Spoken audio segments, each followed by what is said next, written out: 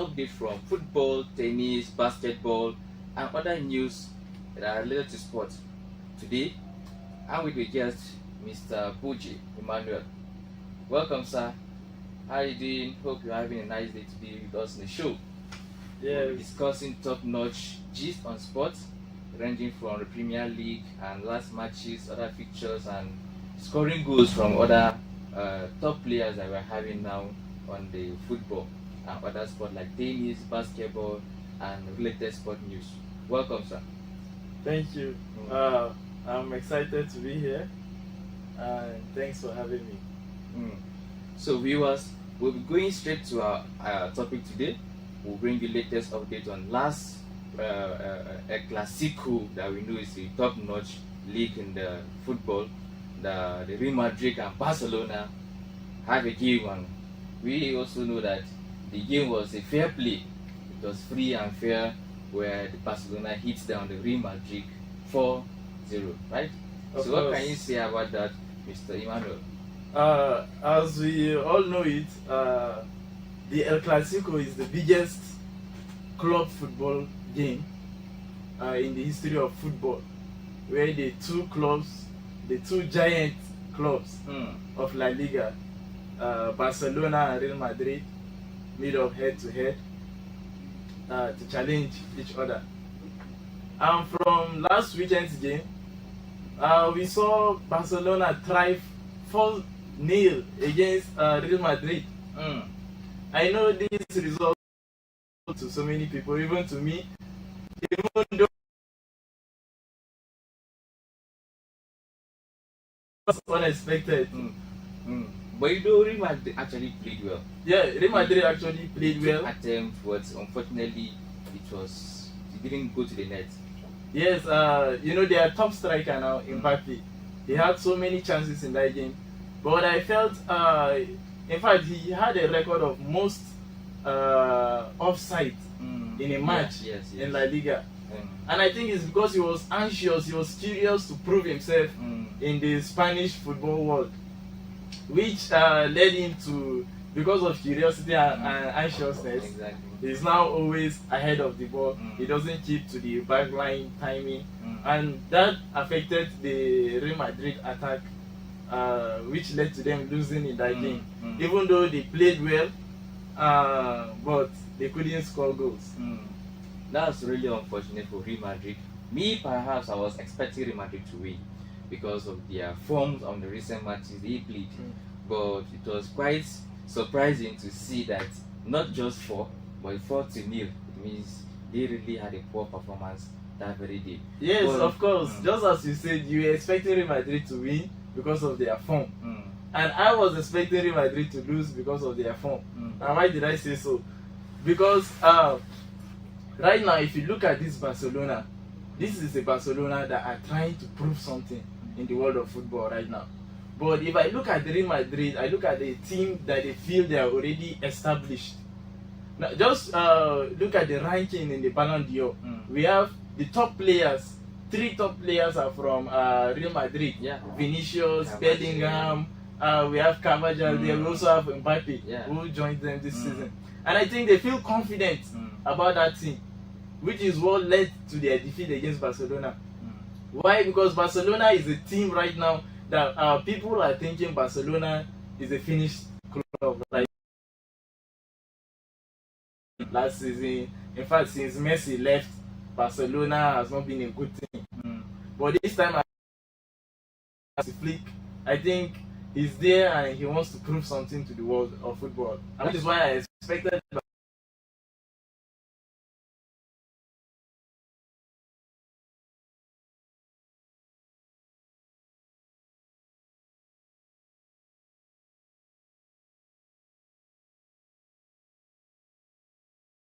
with the wide range of expectation on Vinicius. Could it be that the match they played against Barcelona really contribute to him coming second to Rodri? Because everybody was expecting Ballon d'Or should be given to Vinicius because of his performance as a winger. He has done so many things. He has proven that football is really what it and we're expecting to hear Vinicius' name announced on the Ballon d'Or 2024 winner. But we had Rodri winning. I know even him too. You might not be expecting that particular award. So what can you say, Mr. Emmanuel? Actually, yeah, many people expected that award, which is an award given to the best player in the world of football each year. Many people expected the award to go to Vinicius, but I in particular personally felt Vinicius performed to the point of this particular award. Because now let's look at the stats. For an attacker to win the Ballon d'Or, you see a striker, an attacker scoring 40 goals in one season, and still he won't win that Ballon d'Or. If you're talking about individual statistics and individual performance, an attacker needs to score so many goals, needs to give so many assists in one season to be able to attain that height of contending for the Ballon d'Or. But if I look at Vinicius' stats last season, his statistics last season, you see that he didn't score up to 30 goals. He didn't give up to 20 assists in one season as an attacker. Even though undisputedly he's a very good player, and he has proven that he is a player, defenders, and every position. But I up to that potential of winning the Ballon d'Or, not only because of his statistics. If you look at the criteria on winning the Ballon d'Or, the number one criteria is individual performance. That's that performance. I feel he has not hit that.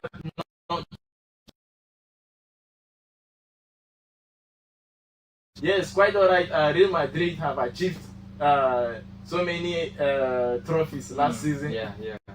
So yes, according to, if we are looking at the achievement of the team, yes, we can put Vinicius. Yeah, Real Madrid performed well. But yes, I even look at the performance of the team. I don't think Vinicius, we won't say Vinicius Junior carried his bag, as we used to see in the days of Lionel Messi and Cristiano Ronaldo.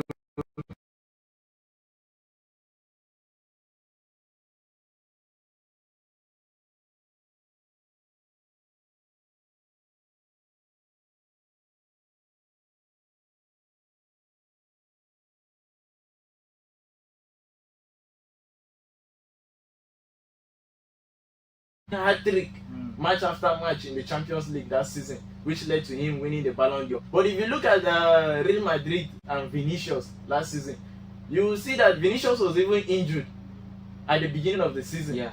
Real Madrid were like halfway into the season before Vinicius joined them. So I think, and they were already thriving. They were top of the league. They were thriving in the Champions League before Vinicius. And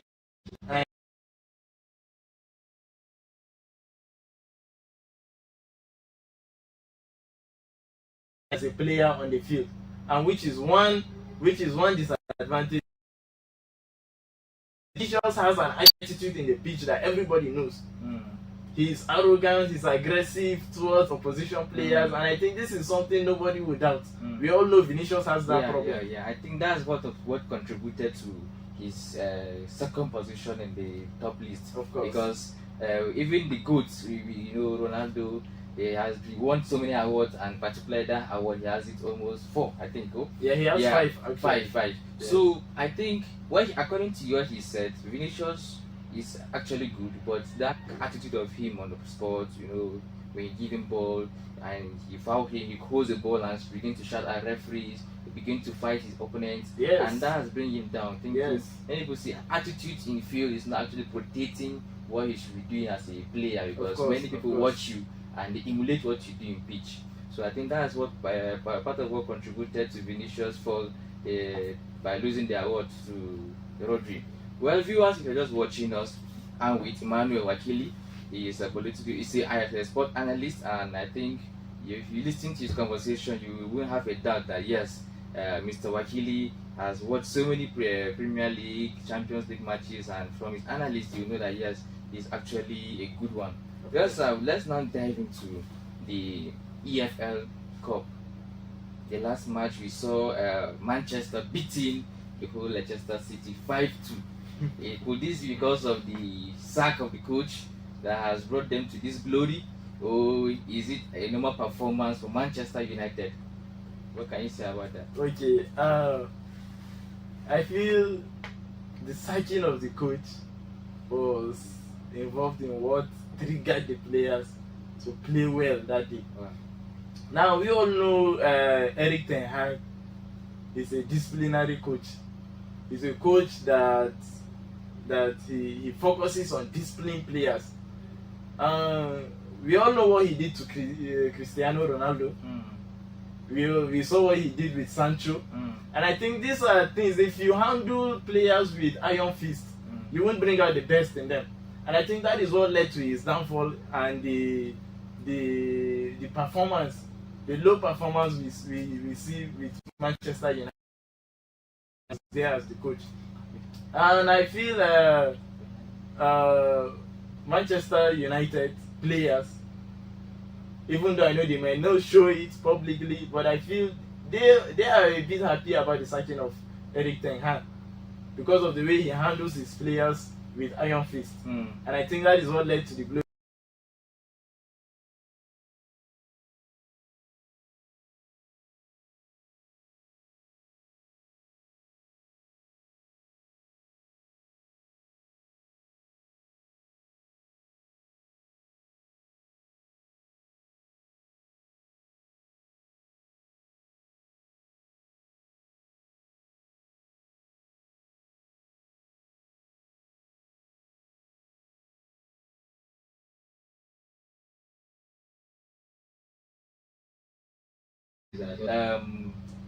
Eric has been termed as a spy from Ajax. People are saying that he might have come from Ajax to destroy Man U or something like that, because we see that the incident the way he said this, the disciplinary action he took against Ronaldo and such. In fact, he sold some players to Ajax, and he claims that money is still waiting for him to go and withdraw. We also see his interest particularly on Onana, that we know he also played for Ajax. Could that be that it's really true that Erik ten Hag was a spy from Ajax to destroy Man U or something like that? This is all fan talk. Yes, these are just the fans expressing their grievances to the failure of Ten Hag, as you put it, in the club. Yeah, it is a language for us who watch sports to always say this coach is just here to destroy our club if he's not trying. So I think that is what actually happened with Ten Hag right there. He had good plans and great plans for Manchester United when he came, but unfortunately things didn't go as planned. Yes, didn't someone go well said it's unfortunate to join Man U. It's unfortunate because he was thriving in Ajax. We all know it. He was succeeding in Ajax, always ending up the season with multiple trophies and so on. And Manchester United fans at first, they were really happy to have Ten Hag in their club. And I remember what he said when he came to Manchester United. He said Pep Guardiola and Jurgen Klopp, who were the top managers managing the top clubs, in Premier League. He said they were his mentors. And unfortunately for them, he's coming to Manchester United and to the Premier League will be an end of an era for them. So let's talk about the fans now. In my own area where I watch my football, and we defeated Arsenal, and he's hoping that the next match between Arsenal and Manchester United he will unveil himself, whereby the way we do with the audio, he will burn his JC, wore the new Arsenal JC and stuff like that. Do you think he'll be regretting by now that he has left Man U, going for Arsenal, and see Arsenal, Man U, their games as with that means being back to their flesh now? We can actually say for sure if Man U are back to their glory days, because we just saw one match of them winning 5-2, which is a normal thing in football. But we have to see that consistency, and we have to see them winning matches back to back to conclude that yes, maybe Manchester are back in business. So I don't think he might regret just yet, because Arsenal is still a very good and tough football team to compete against. So we'll see to that. Okay. So viewers, we'll now take you now to National League, where we see that Kano Pillars will lose to Nasarawa United. I don't know what we can say about that. We know how the Kano Pillars have been forming now because of the player, their captain, Ahmed Musa. What can you say about that, sir? Yeah, Kano Pillars is a strong team in the Nigerian and so many opposition to face them.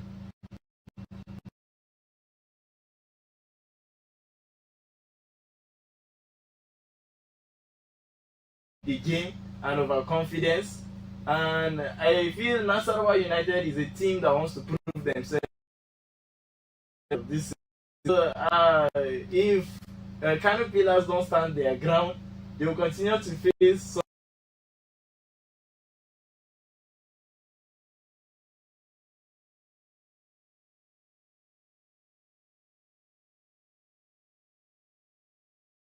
Like we know now is performing the last goal you saw, very top-notch goal that everybody couldn't believe that you go that high net. What can you say about that goal? Yeah, even though Galatasaray were winning one,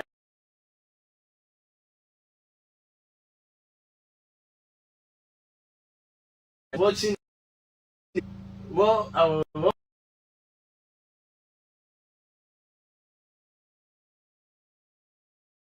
we will not win this match. Exactly. And he didn't fail. And that was a derby match. It was a derby match, Yes, of course. Galatasaray and Besiktas is a tough match in the Turkey League. And if not for that Victor Osimhen's goal, the match would have ended up 1-1. Exactly. Because at the end, Besiktas were able to pull one back, and the match ended 2-1. So if not for Victor Osimhen's goal, we know that match would have maybe turned out to be a draw or defeat for Galatasaray. And yes, Victor Osimhen is a striker who has proven himself. He has proven himself not only in Napoli, but most especially in Napoli. We saw how he can hit his top notch as a striker in the Italian league, winning the league after about 40 years since Napoli last won the league. He brought the home trophy home for Napoli and winning the Golden Boot as the highest goal scoring striker in the league. So I think he has proven himself, and we still want to see more of him because he's a wonderful player to watch. Of course. Well, that's having said that, Mr. Emmanuel, I want us to talk about now our own politicians. We've seen a report coming from Lagos State, a lawmaker from the House of Assembly in Lagos State, Desmond Elliott. He has launched the Femi Bajamila under-16 football competition among secondary school students. And he said those competitions are used to fight social violence among young people. That means things like autism, bad boys having different kind of bad activities and the rest. They want to use sports activity, especially football, to fight those social vices. What can you say about that? Is it a good development for us? Of course, that's a good development. It is a welcome idea, and it is something we've always expected from Nigerian politicians to do with our youth here in Nigeria. Because we all know that our youth are people who have passion for sport. So this is something that is expected of the politicians, to invest in this youth and to invest in sport, to take away the attention of youth from doing criminal activities, and instead they will be engaged with sport. So I think that is a welcome development, and it is a nice idea from our senator, the lawmaker in Lagos. Yes. And I think other politicians should learn from what he's doing. Yeah. I think from that aspect, our Governor Kefas, has also done something like that, where we see from TARABA newspaper, it says Sport Tournament 2024, Governor Kefas hailed NEDC reaffirms commitment to sport. It means the governor is willing to do as much as he can do in sport aspect through the Ministry of Youth and Sport, to see that the youth also participate in sporting activities. Will you commend the governor on this? Of course. Our government is undoubtedly trying to do what is best for the people of this state. since he came to office, he has been establishing 1, 2, 3, 4 things and so on to keep the youth engaged. If you look at his parliament, you see that his parliament is full of youth, his commissioners, his advisors. So he's trying to get youths involved in the government and to get them engaged with other activities. So including sports, yes, of course, it's a nice development, and I think it will serve him well. Having said that, viewers, it's your own top-notch show, the sport news on some TV. We will still go on a little talk on the Premier League, talking about the last game, last matches we see at the Premier League. What can you say about this Premier League? Because many people are now contemplating that these Premier League games are becoming partial, talking about the referees, the VAR. We thought bringing VAR to the game, to the system is going to help issues, but people are now condemning the poor officiating in Premier League. What can you say about that, sir? Actually, with the introduction of VAR in the Premier League, undoubtedly we still see flaws in the officiating, which is very bad for the FA. So I think they need to still work on their officiating in the Premier League. That is why you won't blame fans, because there are some things you see is obvious and you won't understand why the officiating will go the other way.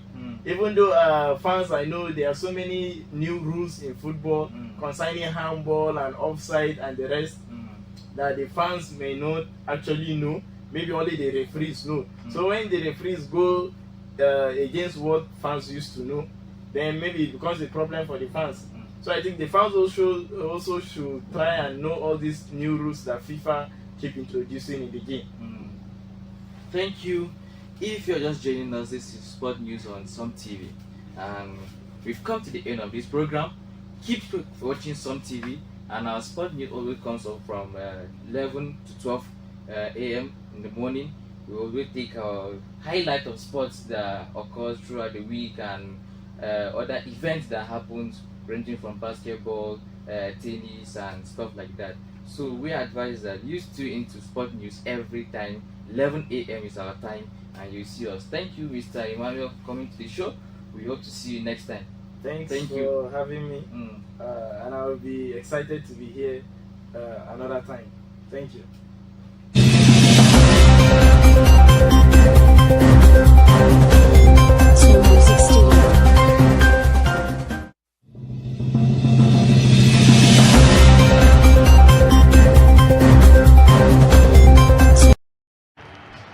It's a rapid reunion for Newcastle and Chelsea.